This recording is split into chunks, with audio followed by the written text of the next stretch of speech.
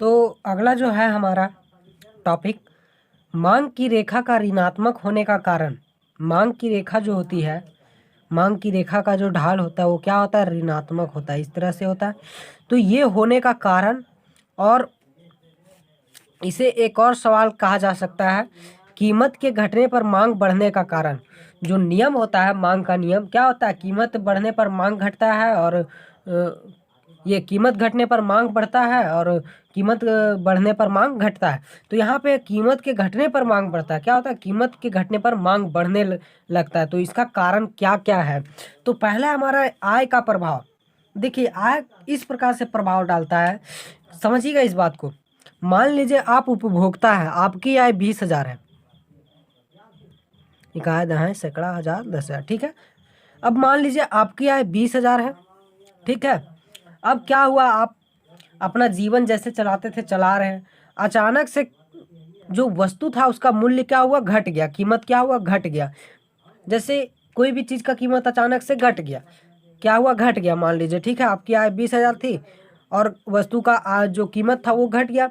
जब वस्तु का कीमत घट गया तो आपकी आय उस नज़रिए से बढ़ गई कि नहीं। पहले आपका गुजारा 20,000 में चलता था, अब अगर वही गुजारा आप चलाना चाहे तो 15,000 में आपका चल जाएगा, क्योंकि आपका गुजारा जिन जिन वस्तुओं से चलता था उनकी कीमत कम हो गई। तो आपकी आय क्या हुई, वास्तविक आय बढ़ गई, लेकिन मौद्रिक आय वही रही जो थी। वास्तविक आय तो बढ़ गई लेकिन मौद्रिक आय क्या रही, वही थी जो है, ठीक है। अब क्या होता है कि जब आपकी आय इस प्रकार से वास्तविक रूप से बढ़ जाती है लेकिन मौद्रिक रूप से वही रहती है कीमत के घटने पर, तो आप ना ज़्यादा वस्तुओं का डिमांड कर देते हैं। फिर जैसे कोई भी वस्तु की कीमत घट गई, अब जो आप 50 रुपये में खरीदते थे उसे आप 20 रुपये में ही खरीद रहे हैं, 30 रुपये में ही खरीद रहे हैं। तो आपकी मौद्रिक आय तो वही सेम है लेकिन वास्तविक आय तो बढ़ गई क्योंकि वस्तु की कीमत घटी। तो अब आप क्या करेंगे, वही वस्तु जो 50 में मिलता था 20 में मिलने लगा, उसकी डिमांड ज़्यादा कर देंगे, बोलेंगे हम 40 में अब 2 लेंगे। क्या लेंगे, 2 लेंगे। तो यही है कीमत के घटने पर मांग बढ़ना, जिसपे आय इस प्रकार से प्रभाव डालता है। आय का ये प्रभाव रहता है कीमत के बढ़ने पर मांग का बढ़ने का। तो ये सब जो है ना आपके रियलिस्टिक है, वास्तविक है। एक बार महसूस करने का प्रयास करें, फील करें, याद करें उन चीज़ों को जो आपके साथ घट चुका है, आपको पता चल जाएगा कि हाँ वहाँ इकोनॉमिक्स था। तो हाँ, और एक बात तो और ध्यान रखना है कि लॉकडाउन को थोड़ा और कड़ा कर दिया गया है। तो पहले हम इकोनॉमिक्स को थोड़ा जल्दी जल्दी में ख़त्म कर लेते हैं, आप भी लगिए पूरा स्पीड में ख़त्म करने में। अब जब पूरा इकोनॉमिक्स आपका ख़त्म हो जाएगा तो उसके बाद ना इंग्लिश पे ध्यान देंगे। आपका जो इंग्लिश है उसे कवर करेंगे, इंग्लिश के चैप्टर को, और वो उसके साथ साथ मैथ के भी चैप्टर को करेंगे क्या, और बीच बीच में मैथ का 1-2 चैप्टर तो देते ही रहेंगे, ठीक है। तो इकोनॉमिक्स को पहले कवर कर लेते हैं, और पढ़ना है, मन लगा के पढ़ना है। ये नहीं कि लॉकडाउन हो गया तो सब कुछ बंद हो गया, जी नहीं भैया। लॉकडाउन हो गया तो आप जी रहे हैं, खा रहे हैं, आप तो चल रहे हैं। आप लॉकडाउन हो गया तो उन चीज़ों की कीजिए, उन बातों को कीजिए जो आपको भविष्य में काम देंगे, अगर आप उसे करने लायक हैं तो। क्या दिक्कत है, लॉकडाउन हो गया, हो जाने दीजिए। यदि मान लीजिए आप आईएएस बनना चाहते हैं, आईपीएस बनना चाहते हैं, आप कुछ भी बनना चाहते हैं, तो अभी लॉकडाउन हो गया है, ये तो आपके लिए सुनहरा मौका है जी, कुछ करने का। लॉकडाउन है, आप उस समय तैयारी कीजिए, क्या कीजिए, तैयारी कीजिए। अभी आपका 12th का तैयारी करने का समय था, बट लॉकडाउन हो गया है तो 12th को तो आप कीजिएगा ही, धीरे धीरे थोड़ा थोड़ा कम करते हुए करना ही है, और जैसा आप चाहे वैसा कर सकते हैं। तो अभी अगर आप आईएएस बनना चाहते हैं तो उसके लिए अभी देखिए आपको क्या क्या, किन किन चीज़ों से गुजरना होगा, क्या क्या फेस करना होगा आईएएस बनने के लिए, आईपीएस बनने के लिए, किन किन बातों से गुजरना होगा, कैसे कैसे लोग मिलेंगे। तो वो सब कुछ झेलने के लिए अभी उस लायक बनाइए, मजबूत कीजिए अपने आप को, उस लायक बनाने का प्रयास कीजिए कि हम वो सब चीज़ों को जब मौका आए तब झेल सकें। तो ये बातें रहेंगी ना अगर, तो ये होगा सांप का मंत्र जानते हैं और बिल में हाथ भी डालने गए हैं, ऐसी बातें रहेगी। अगर आप ऐसा नहीं करते हैं तो सांप का मंत्र भी नहीं जानते और बिल में हाथ डालने के लिए गए हैं, ऐसी बात रह जाएगी अगर आप नहीं करते हैं तो। ठीक है, तो बातों को पकड़ रहे होंगे। और हाँ, एक बात का गौर कीजिए, अब थोड़ा मोटिवेशन भी ज़रूरी है, ठीक है, मोटिवेट भी करेंगे हम। जैसे देखिए, आप जब भी पढ़ने बैठते हैं ना यार, मन लगा के पढ़िए, और ये देखिए कि आपका भविष्य दिख रहा है यहाँ पे। क्या दिख रहा है? आपका भविष्य दिख रहा है। क्या लक्ष्य दिख रहा है? आपका मकसद दिख रहा है, उसे पूरा करना है। और ये सोच कर नहीं करना है, जिद लेकर नहीं करना है, ये सोच कर करना है कि हमारा काम है, जब तक हो करना है। धीरे हो, स्पीड हो, जिद में मत कीजिए। जिद में फास्ट हो जाता है और वो चीज़ रहता नहीं है स्थिर से। हड़बड़ का काम शैतान का। धीरे धीरे कीजिए, ये सोच के कीजिए कि हमारा काम है, हमारा लक्ष्य है, हमारा मकसद है, हमारा लक्ष्य दिख रहा है, हमारा काम है। धीरे धीरे करेंगे लेकिन अच्छे से करेंगे। अपना काम है भाई, कोई ले थोड़ी ना जा रहा है कहीं। इतना उम्र बचा हुआ है, वो भी लॉकडाउन का समय है, ठीक है। तो ये सोच के करना है बातों को। और बहुत सारे बातें हैं आगे, तो यही सब बातों को हम बताने के लिए ये वीडियो में बताना थोड़ा अच्छा नहीं होता है क्या। इसके लिए हमने व्हाट्सअप का ग्रुप है, आपका डिस्क्रिप्शन में भी दिया हुआ है, आप वहाँ से ज्वाइन करेंगे और सभी के सहमति के अनुसार कुछ कुछ समय निकालेंगे, कुछ पल निकालेंगे अपने, और गूगल मीट में भी बातें करेंगे। वहाँ पे आपसे ये जानकारियाँ लेना चाहूँगा कि हमारे क्लासेस में क्या समस्याएं हैं, अगर कहीं पे दिक्कत है तो वहाँ ये सारी चीज़ों की बात होगी, और तरह तरह की बातें होंगी। तो जो बातें रहती यही सब रहती है। और क्लासेस में आपको कहीं लगता हो कि नहीं सर, भैया भैया का क्लासेस में यहाँ पे समस्या है कि आप इस चीज़ में सुधार कीजिए भैया, तो और बेहतर रहेगा, तो आपका भी सहयोग ज़रूरी है कुछ करने के लिए। और हाँ, लॉकडाउन है तो ये सोचिए ना कि आप कुछ कर सकते हैं, किसी के लिए कर सकते हैं। ये सोचिए बातों को। लॉकडाउन ही आपको मौका दिया किसी के लिए कुछ करने का। जैसे अभी मुझे मौका दिया है आपको पढ़ाने का, तो आपको मौका दिया है मुझे आगे बढ़ाने का। समझ रहे होंगे? आपका सपोर्ट रहा तभी मैं आगे बढ़ पाऊंगा। भले आज मैं खराब पढ़ा रहा हूँ, अच्छा नहीं पढ़ा रहा हूँ, अगर आपको लगता है तो, अगर कहीं पे समस्या हो रहा है कि नहीं ये दिक्कत है, लेकिन अगर आप सपोर्ट करते हैं, धीरे धीरे सपोर्ट करते हैं, तो कहीं ना कहीं कभी ना कभी सुधार तो होगा भाई, ठीक है। इसलिए आपका सपोर्ट चाहिए और आप सपोर्ट कीजिए, ठीक है। शेयर भी कीजिए जितना हो सके, क्योंकि हम आपके भरोसे बैठे हुए हैं, आप भी हमारे भरोसे बैठे हुए हैं। और भले ही अच्छा ना लगे फिर भी प्रयास कीजिए, कभी ना कभी कहीं ना कहीं अच्छा लगेगा ही। आज ना लगे, कल ना लगे, परसों जरूर अच्छा लगेगा, क्योंकि अपना काम है, आपका काम है, ठीक है। तो और इसके लिए अभी लॉकडाउन का समय है ना, मन इधर उधर बहुत ज़्यादा वंचित हो जाता है, इधर उधर विचलित हो जाता है। तो इसके लिए अपना एक सही रूटीन बना लीजिए कि हमें इस टाइम पे ये करना है, और हर चीज़ को बैकअप से अच्छे से रीस्टोर कीजिए अपने माइंड में। और वो सारी किताबों को पढ़िए जिन्होंने आपने जिसे आपने पढ़ के रख दिया है बचपन की, वो सारी किताबें। जैसे मैं दिखाता हूँ, मैं अपने कई किताबों का भी इस लॉकडाउन में पढ़ रहा हूँ। जैसे ये देखिए, एक है सुगम इतिहास, ये कक्षा किस कक्षा के लिए है। तो ये सब पढ़ने से ना अलग अलग ज्ञान मिलते हैं। देखिए वर्ग 6 के लिए बहुत अच्छी अच्छी बातें लिखी हुई होती है इस सब में। और ये देखिए सामाजिक अध्ययन भाग 4 के लिए, कक्षा 4 के लिए, और इस तरह की बहुत सारी किताबें हैं मेरे पास, बंडल के बंडल रखे हुए हैं। तो हम ना अभी वो सब चीज़ों को पढ़ रहे हैं, और ये सब पढ़ने से ना एक अलग नॉलेज मिलता है। Self study is the best study.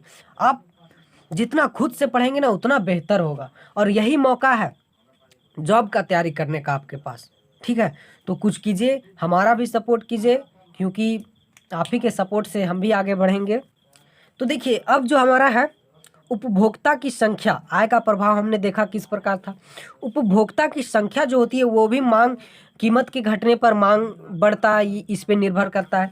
तो उपभोक्ता की संख्या जो होती है किस प्रकार से प्रभाव डालती है, तो जैसे जैसे वस्तु की कीमत क्या होती है, घट जाती है। क्या होती है? कीमत घट जाती है। कीमत के घटने पर मांग बढ़ता है, ये तो हम जानते हैं, लेकिन क्यों बढ़ता है, कैसे बढ़ता है? तो कीमत जब घट जाती है, तो जैसे मान लीजिए आप उपभोक्ता हैं, कभी आपने 20 रुपये केजी टमाटर खरीद रहे थे, ठीक है, आपने 20 रुपये केजी टमाटर खरीद रहे थे।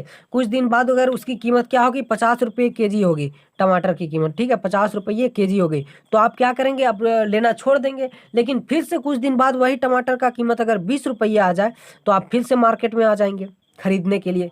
तो जब कीमत घट जाती है तो उपभोक्ता की संख्या भी बढ़ जाती है। क्या होती है? उपभोक्ता की खरीदने वाले की संख्या भी बढ़ जाती है। तो ये भी क्या होती है?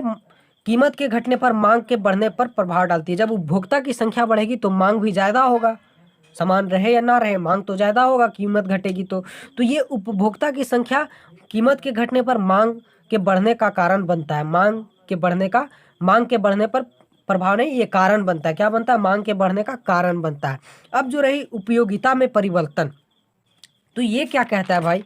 जैसे देखिए, जब वस्तु की कीमत में कमी होती है तो उससे मिलने वाली उपयोगिता घट जाती है। क्या होती है? वस्तु की कीमत में कमी हो जाती है जब हमारा जो मनोवैज्ञानिक धारणा है, हमारा जो मन कहता है, क्या कहता है? कम मूल्य के वस्तु कम संतुष्टि को देंगे, कम अच्छी क्वालिटी के होंगे, ज़्यादा अच्छी क्वालिटी के नहीं होंगे, कम कीमत के वस्तु। तो जब कीमत घटती है, कीमत घटने पर मांग बढ़ना, ये हमारा टॉपिक है। तो जब कीमत घटती है तो क्या होता है ना, उसकी उपयोगिता भी घट जाती है। उपयोगिता की क्यों घटती है? क्योंकि कीमत घटने पर हमें लगता है कि वो चीज़ अब अच्छा नहीं होगा, तो उसकी उपयोगिता भी घट जाती है। क्या होती है? उपयोगिता घट जाती है। अतः उपभोक्ता उपयोगिता के समान स्तर को बनाए रखने के लिए कम कीमत पर अधिक वस्तुओं की मांग करता है। इसलिए जब उपभोक्ता लोग जो होते हैं वो समान स्तर को बनाए रखने के लिए, जैसे मान लीजिए आपको लगभग 20 के बराबर उपयोगिता मिल रही है। किसके बराबर? 20 के बराबर। पहले कीमत जब ये ज़्यादा था उस समय, और जब कीमत घट गई तो आपका मनोवैज्ञानिक धारणा कहने लगा कि कीमत घट गई तो अब ये हमें 15 के बराबर उपयोगिता देगा। किसके बराबर? 15 के बराबर। क्योंकि आप सोचते हैं, आप तो खुद मार्केट जाते हैं, आप खुद बाजार जाते हैं, महसूस कीजिए कि जो सस्ता होता है वो लगता है कि ये कम अच्छे क्वालिटी का होगा, इसमें ज़्यादा क्वालिटी नहीं होगा। तो वही जब कीमत ज़्यादा रहता है तो उसमें लगता है ज़्यादा क्वालिटी होगा। जब टमाटर 100 रुपये रहता है तो ये लगता है एक सेव के बराबर है। जब वही टमाटर सस्ता हो जाता है तो कुछ नहीं लगता है, लगता है कि ये अब कोई फ़ायदा नहीं करेगा, कोई विटामिन नहीं रहेगा इसमें। तो वही होता है, जब कीमत घट जाता है, अगर बढ़ा हुआ वो कीमत रहता है तो 20 के बराबर उपयोगिता देता है, अगर कीमत घट जाता है तो वो 15 के बराबर उपयोगिता देने लगता है। तो जो उपभोक्ता होते हैं ना, वो तो काम चलाने के लिए वस्तु को खरीदेंगे ही। तो क्या कहते हैं ना, कीमत घटने पर उपयोगिता को बढ़ाने के लिए दो चीज़ों का उपभोग करते हैं। क्या लेते हैं? उसका इकाई को, मात्रा को बढ़ा देते हैं। वस्तु की मात्रा को जब बढ़ा देते हैं तो मान लीजिए एक 15 के बराबर संतुष्टि दे रहा था तो अब 2 को लेंगे, तो 2 अगर मिला के अगर कहा जाए तो ये अगर मान लीजिए 10 के बराबर या 15 के बराबर संतुष्टि दे तो अब 30 के बराबर संतुष्टि मिलने लगेगा।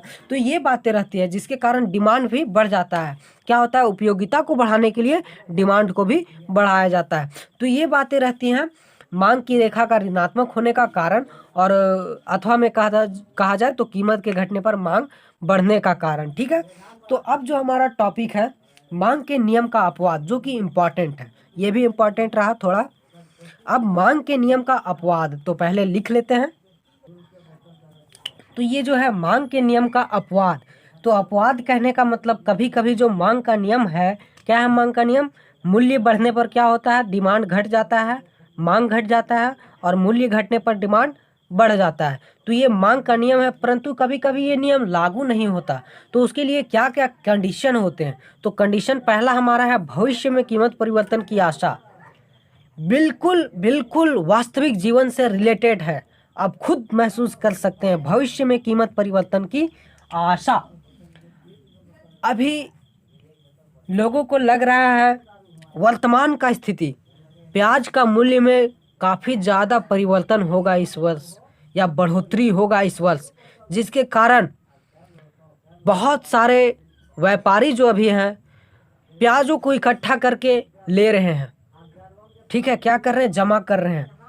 तो इसकी कीमत अधिक है, फिर भी इसकी मांग ज़्यादा हो रही है। अभी क्या हो रही है? कीमत अधिक रहे तो भी इसकी मांग ज़्यादा हो रही है, क्योंकि भविष्य में कीमत परिवर्तन की आशा है, जिसके कारण ये अभी से ज़्यादा लेके रख सकते हैं, और ज़्यादा बढ़े तो बेचेंगे। तो भविष्य में कीमत का परिवर्तन का आशा जो है, ये मांग के नियम का एक अपवाद रह जाता है। क्या रह जाता है? ये मांग के नियम को फॉलो नहीं करता, उसके आधार पर चलता नहीं है। अब है प्रतिष्ठा सूचक वस्तु। तो प्रतिष्ठा सूचक वस्तु क्या है? वैसा वस्तु जिसके वजह से लोग समाज में अपने आप को अव्वल सोचे, अपने आप को प्रतिष्ठित सोचे, अपने आप को बड़ा सोचे, या रईस सोचे, एक प्रकार से कह सकते हैं।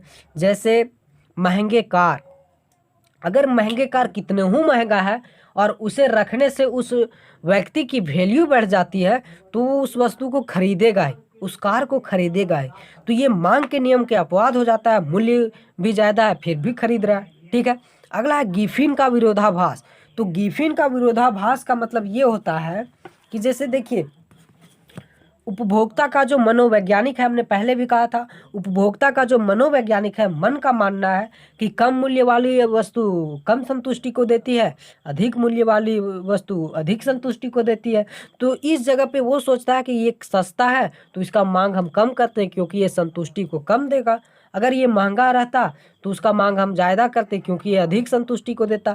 तो यहाँ पे कीमत और मांग में सीधा संबंध हो जा रहा है। इस सब चीज़ों में हर चीज़ों में कीमत और मांग में सीधा संबंध हो जा रहा है। तो ये गिफिन का वस्तु विरोधाभास ये होता है। तो इसकी जो अवधारणा को स्पष्ट करने वाले सर्वप्रथम जो अर्थशास्त्री थे, रॉबर्ट गिफिन थे। कौन थे? रॉबर्ट गिफिन ये थे। इन्हीं के नाम पर इसे अवधारणा को रखा गया था, रॉबर्ट गिफिन के नाम पर। ठीक है, तो ये थे प्रथम अर्थशास्त्री जिन्होंने गिफिन का विरोधाभाव को बताया था। तो ये गिफिन का विरोधाभाव क्या कहता है कि जो जैसे ऐसे कह सकते हैं कि उपभोक्ता की जो मन की मानना है, उपभोक्ता का जो मन का सोच है, वो कहता है ज़्यादा मूल्य वाले वस्तु अधिक संतुष्टि को देते हैं और कम मूल्य वाले वस्तु कम संतुष्टि को देते हैं। जैसे हमने अभी एग्जाम्पल लिया था ना, जब टमाटर 100 रुपये केजी होता है तो लगता है कि एक टमाटर एक सेव के बराबर है, और जब टमाटर 5 रुपये केजी हो जाता है तो लगता है ये टमाटर अब बीमारी का रूप है। ठीक है, तो वही गिफिन का विरोधाभाव। तो वहाँ पे मूल्य बढ़ने पर भी ज़्यादा पैसे वाले लोग उसका डिमांड करते हैं, ज़्यादा टमाटर को खाना चाहते हैं। ठीक है, तो यही गिफिन का विरोधाभाव है। अब उपभोक्ता की अज्ञानता, उपभोक्ता जो है अगर उसे बाजार के नियम कानून पता नहीं है कि ये वस्तु महंगा है ये वस्तु सस्ता है, और उसे लगा सिर्फ कि ये वस्तु अच्छा है, महंगा रहे या सस्ता रहे, उसे पता नहीं है कि इसे किस रेट पे बेचा जा रहा है। ठीक है, ये रेट पता नहीं है, और उसे लगा कि ये वस्तु अच्छा है तो वो ज़्यादा वस्तु की डिमांड कर देता है। क्योंकि वस्तु जो होता है किसी के लिए अच्छा होता है तो किसी के लिए ख़राब होता है। अब यदि आपको खांसी है तो आपके लिए टमाटर खट्टे चीज़ अच्छे नहीं है, किसी को खांसी नहीं है तो उसके लिए खट्टे चीज़ अच्छे हैं, तो खट्टे चीज़ों को ज़्यादा पसंद करेगा। तो उपभोक्ता की जो अज्ञानता होती है, अगर उसे बाज़ार का रेट नहीं पता है तो वो ज़्यादा कीमत पर भी अगर उसे वो चीज़ अच्छा लगे तो ज़्यादा चीज़ों को उस चीज़ को खरीदेगा। तो ये उपभोक्ता की अज्ञानता रहती है। अब जो है पूरक वस्तु की स्थिति में, तो पूरक वस्तु की स्थिति में क्या होता है ना, यदि पूरक वस्तु हमने क्या किया था कि किस चीज़ को कहा था कि दो वस्तुएं जो एक दूसरे से लिंक है, जिसके बिना एक का कार्य ना चले, जैसे कार के लिए डीजल, ठीक है, पेन के लिए इंक, बैट के लिए बॉल, तो ये एक दूसरे से लिंक है, तो ऐसे वस्तुओं को पूरक वस्तु कहते हैं। ठीक है, तो पूरक वस्तु की स्थिति में अगर डीजल का मूल्य कितना ही बढ़ जाए तो कार का मूल्य स्थिर रहे, ठीक है, तो भी लोग कार का डिमांड कम नहीं करेंगे, उतना ही डिमांड करेंगे जितना था है और जितना होने वाला है, वो सब तो बात की बात है। तो पूरक वस्तु की स्थिति में अगर कितना हो बॉल का मूल्य कितना हो बढ़ जाए और बैट का मूल्य स्थिर है तो लोग बैट का डिमांड उतना ही करेंगे, बॉल का भी डिमांड उतना ही करेंगे, जितना बैट का डिमांड होगा उतना ही बॉल का डिमांड होगा। ठीक है, तो यहाँ पे मूल्य किसका बढ़ रहा है? बॉल का मूल्य बढ़ रहा है। किसका मूल्य बढ़ रहा है? बॉल का। फिर भी बैट की तुलना में उसका डिमांड बराबर इक्वल की हो रहा है, जो पहले था वही स्थिति अब भी है, क्योंकि बैट का मूल्य सेम है। तो जितना बैट आप लीजिएगा, पहले लेते थे उतना अब भी लीजिएगा, तो जितना बैट अब भी लीजिएगा, तो अगर मूल्य बढ़ गया है बॉल का तो बॉल भी आप उतना ही लीजिएगा, बढ़े चाहे घटे। ठीक है, तो ये पूरक वस्तु की स्थिति में हो जाती है। अब विज्ञापन का प्रभाव। विज्ञापन क्या होता है आप जानते होंगे, प्रचार प्रसार। ठीक है, तो अगर प्रचार प्रसार भी लोगों को काफ़ी प्रभावित करते हैं। हम तो भैया ठहरे देहात के गांव के, तो हम तो प्रचार प्रसार पे हमें तो वैसा नहीं लगता है। ठीक है, लेकिन शहर वाले जो होते हैं ना, आपको जो ऐड वगैरह दिखाया जाता है टीवी में, जो प्रचार दिखाए जाते हैं, वो उससे ज़्यादा भावुक होते हैं। क्योंकि महेंद्र सिंह धोनी अगर दिखा दिए इस चीज़ का प्रचार, विराट कोहली दिखा दिए एमआरएफ टायर का प्रचार, तो उस चीज़ का डिमांड जो होता है ना बढ़ जाता है कि हाँ विराट कोहली उसके प्रचार किए हैं तो वो ज़्यादा अच्छा चीज़ होगा। तो आखिर उसका मूल्य बढ़ा या कितना हो बढ़ जाए, अगर व्यक्ति के मन में बैठा है कि इसका प्रचार अच्छा है, इसका विज्ञापन अच्छा है, विराट कोहली की है उतना बड़ा आदमी, तो भी उसका डिमांड घटता नहीं है। तो विज्ञापन का प्रभाव कहीं ना कहीं मांग के नियम का अपवाद है। अब महामारियों के समय में जो कि आप देख ही रहे होंगे, क्या महामारियों के समय में अभी ऑक्सीजन का मूल्य जो है वास्तविक मूल्य, तो वो ऑक्सीजन का मूल्य क्या हुआ, बहुत ज़्यादा बढ़ रहा है अभी के पहले की अपेक्षा में। जो वास्तविक मूल्य था उससे कई गुना ज़्यादा बढ़ गया, फिर भी उसकी डिमांड क्या हो रही है, ज़्यादा हो रही है। महामारी है भाई।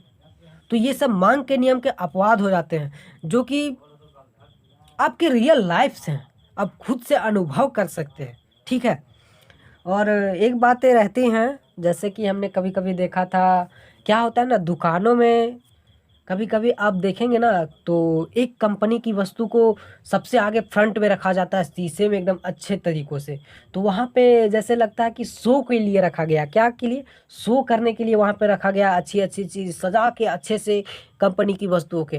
परंतु ऐसा नहीं होता है। वहाँ पे होता है ना कि जो चीज़ फ्रंट में रहता है, जो चीज़ आप पहले देखते हैं आगे देखते हैं, तो वो आपको लगता है कि हाँ ये अच्छा है, हमें यही वाला चाहिए। यदि नाम पता नहीं है तो, या पता भी है तो भी आप कहिएगा ये अच्छा है, दिख रहा है अच्छा, तो हमें यही वाला चाहिए। तो वो होता है ना विज्ञापन, वहाँ पे प्रचार होता है उस प्रकार से। दुकानदारों को इसके भी पैसे मिलते हैं चीज़ों को आगे रखने के। ठीक है। तो ये सब जो होती है, तो ये सब बातों को कंफ्यूज में नहीं रखना है। दुकानदार जो होते हैं ना, चीज़ जितनी जिस कंपनी की वस्तु को शीशे में अच्छे से सजा कर एकदम सीधे दर्शक को दिखाते हैं, ग्राहक को दिखाते हैं, और ग्राहक की नज़र उस पे पड़ती है तो उसे लगता है यही चीज़ अच्छा है, तो इसके भी पैसे मिलते हैं दुकानदार को, वस्तुओं को, कंपनी की वस्तु को आगे रखने के।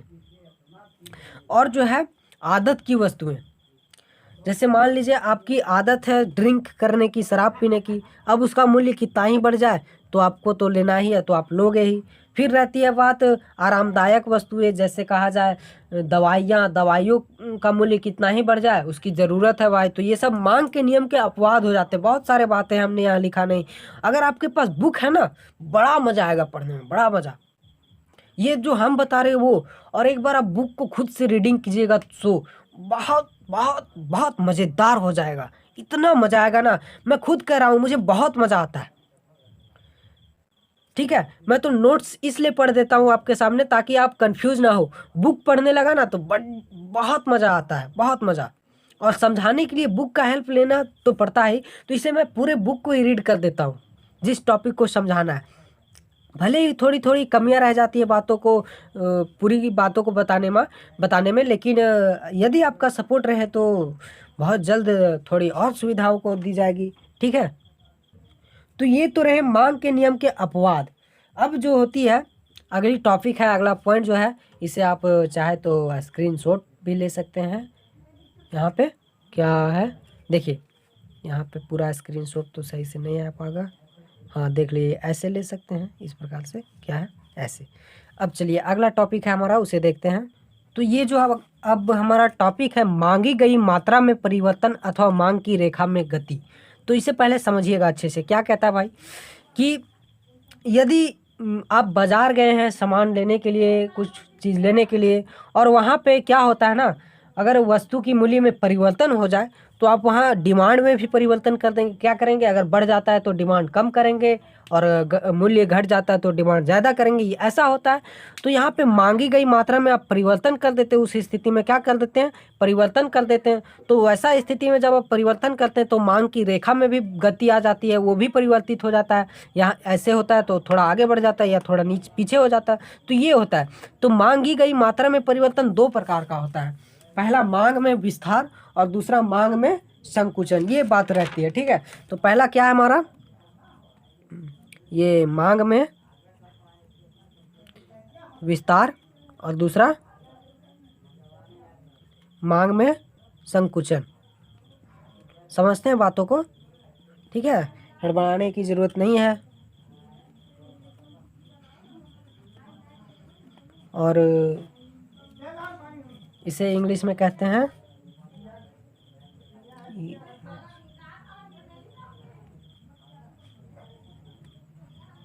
एक्सटेंशन इन डिमांड, ठीक है, डिमांड समझ जाइएगा, एक्सटेंशन इन डिमांड, ये क्या है, कॉन्ट्रैक्शन इन डिमांड, ठीक है, ये है, समझ जाइएगा, extraction in demand and contraction in demand. तो मांग में विस्तार क्या होता है, विस्तार का मतलब मांगी गई मात्रा में क्या हो गया, बढ़ोतरी हो गया, विस्तार मतलब क्या हो गया, बढ़ोतरी हो गया। यदि वस्तु का मूल्य, तो बढ़ोतरी कब होगा, जब वस्तु का प्राइस कम होगा, तो वस्तु का प्राइस कम हुआ तो आपने मांग में विस्तार कर दिया, मांगी गई मात्रा को बढ़ा दिया। जैसे देखिए समझिएगा, अगर मूल्य जो कुछ भी था, अगर ज़्यादा था कम था, अगर मूल्य जो भी है, मान लीजिए पी है, मूल्य क्या है, पी है, अगर पी से घटकर क्या हो गया, P1 हो गया, क्या हो गया, मूल्य P1 हो गया, तो क्या हुआ यहाँ मूल्य घट गया, तो आप क्या करेंगे, ज़्यादा वस्तुओं की डिमांड करेंगे, ज़्यादा वस्तुओं की मांग करेंगे, तो ये मांग में विस्तार हो जाएगा। मांग में विस्तार कैसे होगा, आप ग्राफ से समझिए। जैसे देखिए, एक मिनट, ये आपकी डिमांड की लाइन हो गई, ठीक है, इधर आपका वाई हो गया, इधर आपका एक्स हो गया।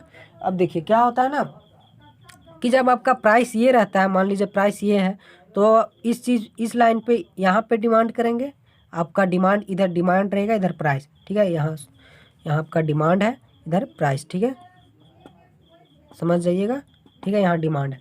अब देखिए, जब प्राइस आपका कुछ भी रहता है, यहाँ पे पी रहता है, मान लीजिए अगर प्राइस पी है तो आप इस पॉइंट पे डिमांड करते हैं, किस पॉइंट पे, इस पॉइंट पे, यहाँ पे आपका डिमांड होता है। लेकिन यदि प्राइस क्या हो जाए, घट जाए, क्या हो जाए, घट जाए, तो आपका डिमांड क्या हो गया, बढ़ जाता है। देखिए डिमांड आपका क्या हो गया, बढ़ गया, यहाँ पे आ गया, कहाँ पे आ गया, डिमांड पे। तो आपका पहले था डिमांड पी पर, और अब कहाँ आ गया, A1 बिंदु पर, मान लीजिए A1 बिंदु पर। तो ये क्या हो गया, मांग में विस्तार हो गया, मांग में क्या हो गई, मांग की रेखा में विस्तार हो गया, क्या हो गया, विस्तार हो गया। इसे एक बार डेफिनेशन को हम पढ़ेंगे, सुनिएगा। अन्य तत्वों के समान रहने पर जब वस्तु की कीमत में कमी होती है तो वस्तु की मांग बढ़ जाती है, जिसके कारण कीमत एवं मांग का संतुलन बिंदु मांग की रेखा पर ही नीचे की ओर विस्थापित हो जाती है। यह विस्थापन ही मांग में विस्तार कहलाता है। देखिए मांग की जो संतुलन बिंदु होती है, यहाँ ए पर थी पहले, जब कीमत कम हो गया P1 यहाँ हो गया, यहाँ P1 हो जाएगा, कीमत कम हो गया, P से घटकर P1 हो गया, तो संतुलन बिंदु कहाँ पे आ गई, ए पर आ गई, और डिमांड क्या हो गया, बढ़ गया। तो यही मांग में विस्तार कहलाता है। और मांग में संकुचन जस्ट सेम है, क्या है, मांग में संकुचन, कंट्रैक्शन ऑफ इन डिमांड।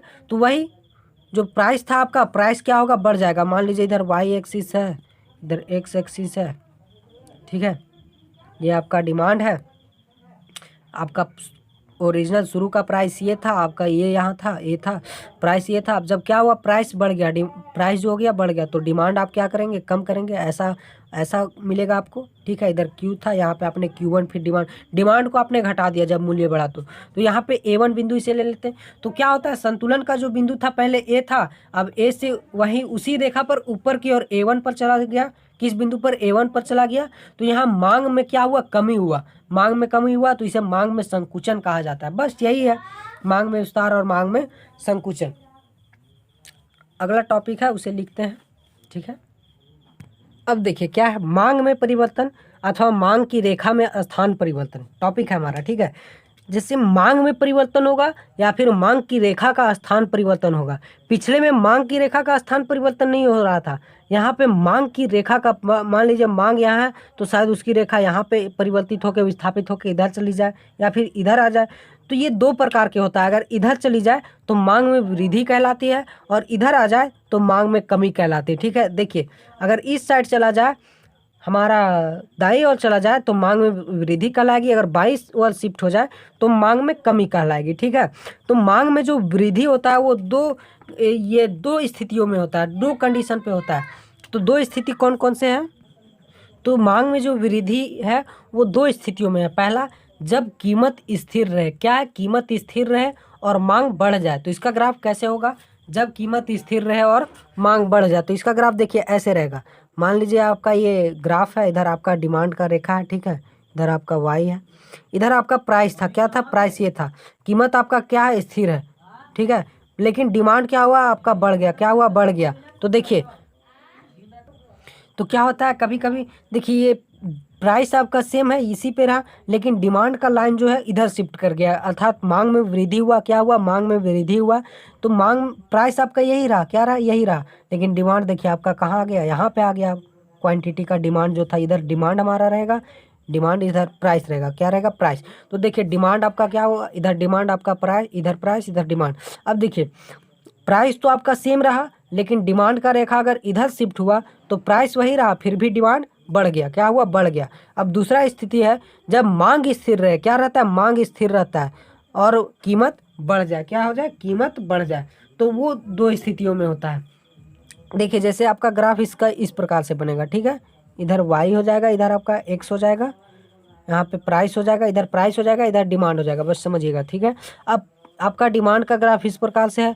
मान लीजिए आपका प्राइस क्या है? ये था, तब आपका डिमांड क्या था? ये था। आपका जब प्राइस सिंपली ये था तो डिमांड आपका ये था, लेकिन क्या हुआ? डिमांड में वृद्धि हो रहा है यहाँ, तो डिमांड में हमने वृद्धि किया तो क्या हुआ? नहीं, मांग स्थिर रहे। क्या है? मांग स्थिर रहे। डिमांड आपका यही रहेगा। क्या रहेगा? डिमांड आपका। तो इसके लिए ग्राफ थोड़ा ऐसे बनेगा, एक मिनट देख लेते हैं। मांग स्थिर रहे, मांग स्थिर रहना है यहाँ पे। तो देखिए, और प्राइस में क्या होगा? परिवर्तन होगा।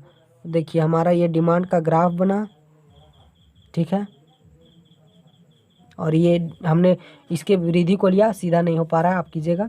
इधर एक्स हो जाएगा, इधर वाई हो जाएगा यहाँ पे। इधर प्राइस मान लीजिए हमारा क्या था? पी था, तो इसका डिमांड क्या था हमारा? ये था। शुरुआत में जब प्राइस पी था तो डिमांड ये था, ठीक है। अब जब क्या हुआ? प्राइस में परिवर्तन हो गया। क्या हुआ? मान लीजिए अगर बढ़ गया, P1 हो गया, ठीक है, तो डिमांड इसका क्या होगा? यहाँ पे चला जाएगा, यहाँ पे प्राइस में परिवर्तन होने पर। बट डिमांड जो आपका क्या है? ये सेम रहेगा ऐसे। सॉरी मैं एक्सप्लेन नहीं कर पा रहा हूँ सही से, एक मिनट, हड़बड़ाइए नहीं, करते हैं। जैसे देखिए, एक मिनट। हाँ, तो बात ये रहती है कि देखिए डिमांड आपका सेम है, प्राइस आपका ये था, तब डिमांड वही था, और जब आपका प्राइस में परिवर्तन हुआ, बढ़ गया, तो देखिए तो भी डिमांड का लाइन यहाँ पे रहा, लेकिन डिमांड कितना ही हुआ? उतना ही, उसी की इक्वल हुआ। क्या हुआ? उसी के इक्वल। तो मांग स्थिर रहे और कीमत बढ़ जाए, तो मांग स्थिर रहा हमारा और कीमत क्या हुआ? बढ़ जाए। शुरुआत में था जब कीमत स्थिर रहे और मांग बढ़ जाए, तो यहाँ पे कीमत हमारा स्थिर रहा बट हमारा डिमांड बढ़ गया। यहाँ पे हमारा क्या रहा? मांग स्थिर रहा और कीमत क्या हुआ? बढ़ गया। तो बढ़ गया तो भी डिमांड उतना ही रहा। देखिए डिमांड स्थिर रहा कि नहीं? शुरुआत में भी जब ये P मूल्य था तो भी वही डिमांड रहा, जब P1 मूल्य हो गया तो भी वही डिमांड रहा। यहाँ पे देखिए डिमांड ये है हमारा, ठीक है।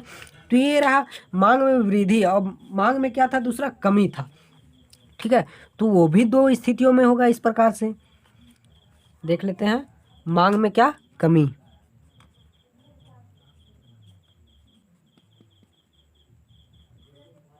कमी, ये है बात, ठीक है। दूसरा था हमारा ये। तो ये भी दो स्थितियों में क्या होगा? जब कीमत स्थिर रहे, पहला फिर से वही, जब कीमत स्थिर रहे, जब कीमत स्थिर रहे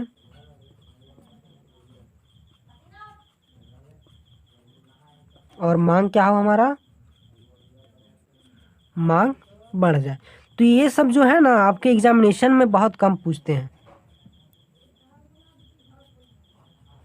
आपके एग्जामिनेशन के व्यू से अगर कहा जाए तो ये उतने इम्पॉर्टेंट नहीं रहते हैं, क्योंकि आप क्वेश्चन बैंक उठा के भी देख सकते हैं। हमने पूरा देख लिया, तभी हमने आपको पढ़ाना चालू किया, ठीक है। देखिए इसके लिए ग्राफ बनाते हैं, तो ये ऐसे रहेगा, इधर एक्स एक्सिस, इधर वाई एक्सिस। तो क्या है यहाँ ना, जब कीमत स्थिर रहे, क्या है? देखिए डिमांड का लाइन ऐसे रहेगा, यहाँ पे मांग में कमी हो रही है। क्या हो रही है? मांग में कमी। तो मांग का, डिमांड का लाइन जो है इधर पे आएगा, इस साइड पे आएगा। क्या होगा? इस साइड पे आएगा। तो कमी को हमने बताया इस साइड पे आएगा, अगर बढ़ोतरी हो रहा है तो डिमांड का लाइन इस तरह से इस साइड पे आएगा, लेकिन यहाँ कमी हो रहा है। तो अब इसका जो अगला है पॉइंट है, टॉपिक है, या पहला पॉइंट है, जब कीमत स्थिर रहे। मान लीजिए आपका कीमत शुरुआत में ये था, क्या था? ये था, तो डिमांड इसकी कितनी थी? ये थी। अब जब कीमत स्थिर रहा, फिर से कीमत वही रहा, तो डिमांड की रेखा में इसकी मांग क्या हुई? यहाँ पे मिस्टेक था, आपका टॉपिक होगा यहाँ घट जाए, ठीक, हमने बढ़ जाए लिखा था। तो कीमत आपका प्राइस रहा, डिमांड आपका डी हुआ। अब जब दूसरी डिमांड की रेखा, डिमांड में कमी को हमने जब यहाँ पे बनाया, तो क्या था? प्राइस वही है, फिर भी डिमांड क्या हुआ? कम हो गया, मान लीजिए D1 हो गया, क्या हो गया, डिमांड घट गया। तो वही जब कीमत स्थिर रहे और मांग घट जाए तो कीमत तो हमारा स्थिर रहा, लेकिन मांग में कमी में क्या हुआ, डिमांड हमारा घट गया, मांग क्या हुआ, घट गया दूसरी लाइन पे, ठीक है। तो ये रहा मांग में कमी। अब दूसरा जो हमारा है, जब कीमत, यहाँ पे कीमत था, यहाँ पे हमारा मांग हो जाएगा, और यहाँ पे जो हमारा मांग है यहाँ पे क्या हो जाएगा, कीमत हो जाएगा, ठीक है। तो इसका ग्राफ कैसे बनेगा, देखिए, जब मांग स्थिर रहे और कीमत घट जाए, ये हमारा दूसरा हो जाएगा, ठीक है। ये इसे B नंबर नाम देते हैं, तब सीख रहेगा।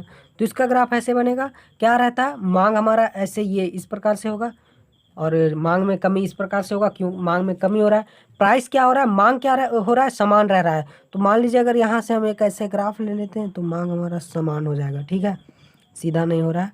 इसे मैं समझाने के लिए बता रहा हूँ, 1 मिनट, ठीक है, समझिएगा बातों को। देखिए आपका डिमांड का लाइन हो गया, मांग में कमी का लाइन हो गया, इधर X, इधर Y, इधर आपका प्राइस है, इधर आपका डिमांड है, ठीक है, समझ जाइएगा। अब देखिए क्या हुआ, मान लीजिए शुरुआत में आपका प्राइस क्या था, P था, ठीक है, लेकिन क्या हुआ, कीमत घट गया, क्या हुआ, कीमत P1 आ गया, घट गया, क्या हुआ, कीमत घट गया। तो भी आपका डिमांड क्या रहा, वही रहा कि नहीं, जो आपका शुरुआत में डिमांड था वही डिमांड अब भी रहा। तो मांग स्थिर रहा, डिमांड स्थिर रहा, बट प्राइस क्या हुआ, घट गया। तो ये मांग में कमी में हमने देखा। इन सब चीज़ों को नोट्स करके अगर 1-2 बार और अच्छे से देखेंगे तो वो ज़्यादा मज़ेदार बन जाएगा, क्योंकि शुरुआत में थोड़े लगेंगे अनभीग जैसे बातें, ठीक है, लेकिन जब आपके पास नोट्स रहेंगे ना, मैं अपना खुद कहता हूँ, मैंने ना ये सब चीज़ों को पढ़ा ही नहीं, खुद से बुक पढ़ा, नोट्स पढ़ा, कहीं से नोट्स लिया और पढ़ा, मुझे सारी बातें समझ में आ गई। ये रहती है ओरिजिनल। तो आप प्रयास करें, ज़्यादा मज़ेदार बनते जाएगा आपके लिए इकोनॉमिक्स, बड़ा अच्छा लगेगा। और ये जो समष्टि है ना भाई, इसमें थोड़ा इंटरेस्ट कम आता है पढ़ने में, VST, इसमें थोड़ा इंटरेस्ट कम आता है, लेकिन आपका जो समष्टि है ना, वो तो बड़ा मज़ेदार है, क्या कहा जाए उसके बारे में।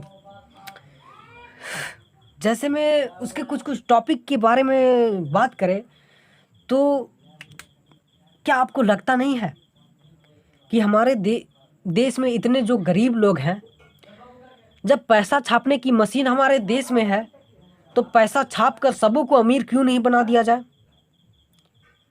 बड़ा मज़ेदार बात है यार, सोचने वाली बात है। आखिर क्यों हमारा 74 रुपया अमेरिका के $1 के बराबर है। क्या मज़ेदार चीज़ नहीं रहती है ये सब, बड़ा मज़ेदार है, बड़ा मज़ा आएगा। कहीं ना कहीं इसमें भी मज़ा है लेकिन हर जगह नहीं, उसमें भी मज़ा है लेकिन हर जगह नहीं, कहीं ना कहीं उसमें भी सज़ा है, ठीक है। तो जो चीज़ जितनी लाभदायक होती है वो उतनी हानिकारक भी होती है। अब ये जो चैप्टर आपका था, चैप्टर 2 यूनिट 2 का आपका क्या था, हम कर रहे थे यूनिट 2 का चैप्टर 2, ठीक है, चैप्टर 2 कर रहे थे, यूनिट 2 का चैप्टर 1 किए थे, चैप्टर 2 था। अब इसका 2 टॉपिक और लास्ट बचा हुआ है, उसके बाद चैप्टर 3 है। अब जब चैप्टर 3 आप इसका कर लीजिएगा तो आपका यूनिट 2 खत्म, उसके बाद यूनिट 3, और जो बातें इसमें हुई सेम बातें यूनिट 3 में भी होगी, बट वहाँ पे ये रहेगा, यहाँ पे मांग की बातें रहीं, वहाँ पे पूर्ति की बातें होंगी। किसकी बातें होंगी, पूर्ति की बातें होंगी। यहाँ पे उपभोक्ता के बारे में बात हुआ, किसके बारे में, उपभोक्ता के बारे में, खरीदने वाला के बारे में, वहाँ बेचने वाला के बारे में बात होगा, किसके बारे में, बेचने वाले के बारे में बात होगा। और यूनिट 4 जो आपका है वो तो है ही बाजार, मार्केट वगैरह, ठीक है। तो यूनिट 3, यूनिट 2, यूनिट 4 के बाद आपका तो व्यष्टि खत्म है, उसके बाद समष्टि है। तो मैं ना कह रहा हूँ 1 महीने के अंदर इकोनॉमिक्स ख़त्म हो जाएगा, अगर आप साथ रहें, आप सपोर्ट करें, आप पढ़ें। तो आप अगर पढ़ना चाहें तो 1 महीने के अंदर इकोनॉमिक्स ख़त्म ही हो जाएगा। तो इसका 2 टॉपिक को कर ही लेते हैं, लिखते हैं पहले टॉपिक को। तो ये हमारा क्वेश्चन है, क्या है, मांग में विस्तार तथा मांग में कम वृद्धि में अंतर, सॉरी वृद्धि नहीं होगा, नहीं वृद्धि होगा, ठीक है। जो हमने पिछले देखा था उसी से रिलेटेड टॉपिक है। मांग में हमने एक विस्तार को देखा था, मांग में एक संकुचन को देखा था, मांग में वृद्धि को देखा था, मांग में कमी को देखा था, ये 4 टॉपिक को देखा था। तो एक मांग में विस्तार था, मांग में विस्तार क्या हुआ, मांग में विस्तार में भी मांग बढ़ता था, मांग में वृद्धि में भी मांग बढ़ेगा, ठीक है। तो ये दोनों में अंतर क्या है, जब दोनों में काम एक ही हो रहा है, तो अंतर क्या है, ये बात रहती है। ठीक है, तो अंतर क्या है इसे देखते हैं, नोट्स को ही ले आते हैं। देखिए, मांग में विस्तार तथा मांग में वृद्धि में अंतर। तो क्या है पहला, यह एक ऐसी दशा है जिसमें अन्य तत्वों के समान रहने पर सिर्फ वस्तु की कीमत में कमी होने पर वस्तु की मांग बढ़ जाती है। इस दशा में क्या होता है कि अन्य तत्व समान रहते हैं, वस्तु की कीमत में क्या होती है, कमी हो जाती है, जिसके कारण उसकी मांग बढ़ जाती है। और जब वस्तु की कीमत में कमी होती है तो उसकी मांग बढ़ जाती है, तो इसे मांग में विस्तार कह देते हैं। अब मांग में वृद्धि में क्या होता है, यह एक ऐसी दशा है जिसमें कीमत के अलावा अन्य तत्वों में परिवर्तन होने पर वस्तु की मांग बढ़ जाती है। कीमत में कोई परिवर्तन नहीं होता है, कीमत क्या रहता है, स्थिर रहता है, लेकिन अन्य तत्वों में परिवर्तन होने पर वस्तु की मांग में बढ़ोतरी हो जाती है, तो ये मांग में वृद्धि कहलाती है। दूसरा है, इसका अर्थ वस्तु की कम कीमत पर वस्तु की अधिक मांग है। इसका अर्थ जो है, वस्तु की कम कीमत पर वस्तु की अधिक मांग है, ये तो है बात है। इसका अर्थ क्या है, इसका अर्थ वस्तु की उसी कीमत पर अधिक मांग अथवा ऊंची कीमत पर उतनी ही मांग है। उसी कीमत पर भी अधिक मांग है या फिर ऊंची कीमत रहे तो भी अधिक मांग होगी, ये उसका अर्थ रहता है। तो इसमें संतुलन बिंदु मांग की रेखा पर नीचे की ओर विस्थापित होता है। इसमें आप देखेंगे जो हमने पिछले में बताया, वो सबको रिलेट करेंगे, रिलेट करके देखेंगे, नोट्स को अपने पास रखेंगे। ठीक है, जैसे जैसे टॉपिक करते जाए वैसे वैसे नोट्स भी करते जाए। और मैं तो कहता हूँ पहले नोट्स बना ले फिर टॉपिक को करें, ज़्यादा बेहतर होगा। तो इसमें संतुलन की जो बिंदु होती है मांग की रेखा पर नीचे की ओर विस्थापित होता है। आप देखे होंगे क्या होता है कंडीशन, क्या नहीं होता है। ठीक है, यहाँ तो बोर्ड वगैरह वैसा बोर्ड है लेकिन स्टैंड नहीं है। ठीक है, जिसके कारण बोर्ड पे, वाइट बोर्ड पे वीडियो नहीं बना पा रहे हैं। और अगर बनाना चाहते हैं तो बोर्ड चमकने लगता है। ठीक है, जो लिखा होता है वो पता नहीं चलता है, क्योंकि स्टैंड रहता तो थोड़ा इधर उधर घुमा के कहीं भी ले जाके बना सकते थे, ऐसा बात हो जाता है। ठीक है, तो इसमें जो है, इसमें मांग की रेखा दाहिनी ओर विस्थापित हो जाती है। क्या होती है, इधर दाहिनी ओर इधर की ओर विस्थापित हो जाती है।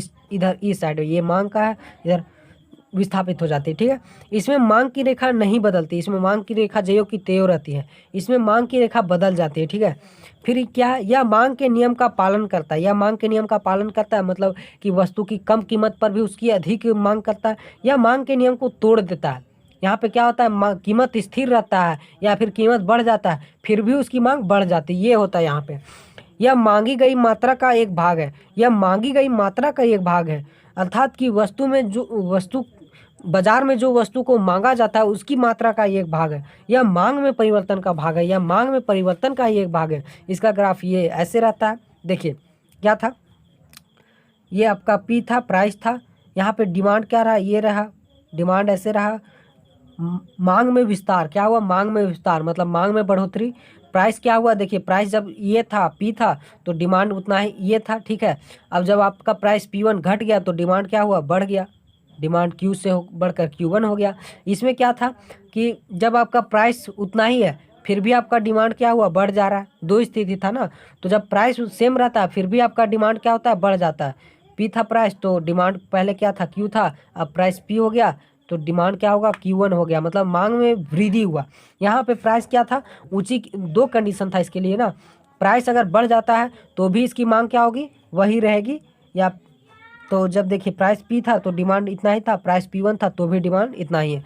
ये मांग का नियम को तो सरोसर अपवाद है, क्योंकि प्राइस बढ़ने पर डिमांड घटता है और प्राइस घटने पर डिमांड बढ़ता है, ये था कंडीशन। बट यहाँ पे फॉलो नहीं हो पा रहा है, तो ये मांग में विस्तार तथा मांग में वृद्धि के बीच अंतर रहा। और एक अगला टॉपिक जो हमारा है बस यही है लास्ट, क्या है, मांग में संकुचन तथा मांग में कमी के बीच अंतर। मांग में जो संकुचन है और मांग के में जो कमी है उसके बीच अंतर। जो हमने 4 टॉपिक देखे थे ना, तो 2 वहाँ पे हुए, 2 यहाँ पे हुए, तो ये दोनों के बीच अब अंतर रहेंगे। तो इसमें क्या सेम वही सारी बातें होंगी। यह एक ऐसी दशा है जिसमें अन्य तत्वों के समान रहने पर सिर्फ वस्तु की कीमत में वृद्धि होने पर वस्तु की मांग घट जाती है। आप ग्राफ देखेंगे सारा कुछ क्लियर हो जाएगा। यह एक ऐसी दशा है जिसमें कीमत के अलावा अन्य तत्वों में परिवर्तन होने के कारण वस्तु की मांग घट जाती है। ठीक है, यहाँ पे अन्य तत्वों के परिवर्तन होने के कारण वस्तु की क्या होती है, मांग घट जाती है। कीमत ज्यों के त्यों रहता है, लेकिन अन्य तत्वों में परिवर्तन होने पर वस्तु की क्या होती है, मांग घट जाती है। ठीक है, इसमें क्या है, इसका अर्थ है वस्तु की अधिक कीमत पर वस्तु की कम मांग। इसका अर्थ क्या होता है, वस्तु की अधिक कीमत पर वस्तु की कम मांग करता है, अधिक कीमत रहता है फिर भी कम मांग करता है। ठीक है, ये हाँ, ये अधिक कीमत रहता है तो कम मांग करता है। ठीक है, इसका अर्थ है वस्तु की उसी कीमत पर कम मांग अथवा कम कीमत पर उतनी ही मांग। ठीक है, इसका अर्थ रहता है कि उसी कीमत पर कम मांग करेगा या फिर उसी कीमत पर उतनी अधिक, ये कीमत कम हो जाए तो भी उतना ही मांग करेगा, ज़्यादा रहे तो भी उतना ही करेगा, कम रहे तो भी उतना ही करेगा। ठीक है, ग्राफ देखेंगे सारा कुछ क्लियर हो जाएगा। इसमें संतुलन बिंदु मांग के रेखा पर ऊपर की ओर विस्थापित हो जाता है। ग्राफ में सारा कुछ क्लियर है। ठीक है, इसमें संतुलन बिंदु मांग की रेखा पर ऊपर की ओर विस्थापित हो जाता है। इसमें मांग की रेखा बाईं ओर विस्थापित हो जाती है, ये कंडीशन था। इसमें मांग की रेखा नहीं बदलती है, मांग की रेखा क्या रहती है, वही रहती है। इसमें मांग की रेखा बदल जाती है। यह मांग के नियम का पालन करता है, यह मांग के नियम का पालन करता है, यह मांग के नियम को तोड़ देता है। ठीक है, यह मांगी गई मात्रा का एक भाग है, यह मांग में परिवर्तन का एक भाग है। ठीक है, यह मांगी गई मात्रा का एक भाग होता है, यह मांग में परिवर्तन का एक भाग होता है। क्या था, देखिए, पी ये हमारा प्राइस था, इधर हमारा डिमांड है। तो प्राइस के बढ़ने पर क्या हो रहा है, डिमांड घट रहा है। प्राइस के बढ़ने पर डिमांड घट रहा है, तो मांग में क्या हुआ, संकुचन हुआ, मांग में कमी हुआ। अब यहाँ पे देखिए क्या हुआ, प्राइस सेम है फिर भी डिमांड क्या हुआ, बढ़ रहा है। यहाँ पे इस ग्राफ में क्या हुआ, डिमांड बढ़ रहा है। इसमें क्या, प्राइस बढ़ रहा है फिर भी डिमांड उतना ही कर रहा है जो पहले था। शुरुआत में डिमांड ये था, ये P1 प्राइस पे, ये P प्राइस पे, और जब प्राइस कम हुआ तो भी डिमांड उतना ही रहा। क्यों रहा, क्या रहा, क्यों डिमांड रहा। तो ये बातें रहती हैं, और इसी के साथ आपका जो चैप्टर 2 था वो ख़त्म होता है। अब जो हमारा है अगला चैप्टर देख ही लीजिए, मांग की कीमत laws, price elasticity of demand. ये थोड़ा मज़ेदार चैप्टर है, ये भी अच्छा चैप्टर है, मज़ा आएगा पढ़ने में। ठीक है, तो इसी के साथ इस वीडियो को भी समाप्त करते हैं, मिलेंगे अगले वीडियो में। तब तक के लिए ऑल द बेस्ट, मज़े कीजिए, मन लगा के पढ़िए। आप अपने आप को ये सोचिए कि आप अपने माता पिता के हीरे हैं, बस।